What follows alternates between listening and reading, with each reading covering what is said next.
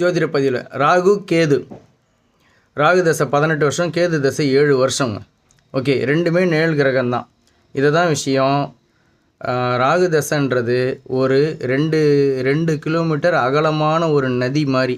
அந்த அகலமான நதியில் எவ்வளோ தண்ணி போனாலும் அந்த தண்ணியோட வேகம் கம்மியாக இருக்கும். தண்ணி அதிகமாக போகிற மாதிரி தெரியாது. ஒரு பரவலாக ஏதோ நதி போகிற மாதிரி தெரியும், கொஞ்சம் பொறுமையாக போகிற மாதிரி தெரியும். கேதுன்றது 7 வருஷம்தான், அதை விட 2.5 மடங்கு கம்மி. அப்போது அவ்வளோ அந்த அகலம் 2 கிலோமீட்டர் அகலமான நதியில் எவ்வளோ தண்ணி போகுமோ அது ஒரு 200 மீட்டர் உள்ள ஒரு பாறை இடுக்குள்ளே போகிறதுக்கு சமம்.